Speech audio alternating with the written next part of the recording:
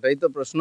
আমি বাংলাদেশিদের, মুসলমানদের, অনুপ্রবেশকারীদের কষ্ট হলে মমতা ব্যানার্জির বুকে খুব কষ্ট হয়, তিনি রাস্তায় নেমে পড়েন। আমি বলছি বাঙালি মরছে, ঠিক আছে, বাঙালি তো মরার জন্যই জন্মেছে। সারা পৃথিবীতে সব জায়গায় বাঙালি যাচ্ছে, এখানে পেটের ভাতের জন্য যাচ্ছে আর মরছে, অন্য রাজ্যে যাচ্ছে, বিদেশেও যাচ্ছে। আমি বলছি পশ্চিমবাংলায় 1 মাসে দেখুন আপনি কতজন বাঙালি মারা যাচ্ছে, অন্য কোনো কারণে নয়, নিজেরা মারামারি করে। টিএমসির মধ্যে কত লোক মরছে দেখুন, আর সারা ভারতবর্ষ দুনিয়াতে কতজন বাঙালি অত্যাচারিত হচ্ছে। তো এই যে ঘুরিয়ে দেওয়া দৃষ্টিটাকে, নিজের অকর্মণ্যতাকে চাপা দেওয়ার জন্য মমতা ব্যানার্জি একজন অসফল শাসক, আর চিরদিন অযোগ্যতার দায় অন্যের ঘাড়ে উনি চাপিয়ে এসছেন।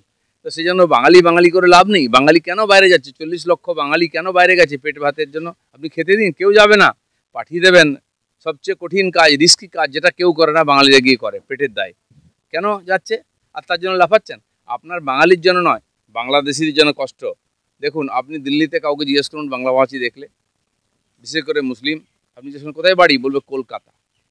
ভাষায় বোঝে, আমি ধমকায়, ওই কলকাতায় কোথায় রে? বলে মুর্শিদাবাদ। কারণ মুর্শিদাবাদ থেকে Aadhaar card, ration card, voter card করে গেছেও, তাও মুর্শিদাবাদ নাই, সে বাংলাদেশের। তার হালচাল, ভাষা দেখলে বোঝা যায়। তো সেই বাংলাদেশি অনুপ্রবেশকারী মুসলিমদের বাঁচাবার জন্য মমতা ব্যানার্জির খুব কষ্ট, আগেও করেছেন, এখনও করেছেন। আর ওদের দয়ায় বেঁচে আছেন, ওরা যা বলবে তাই করবে, আর তার জন্য উনি প্রাণপাত করবেন। এপার বাংলার বাঙালি হিন্দু মুসলমানের জন্য কোনো চিন্তা নাই।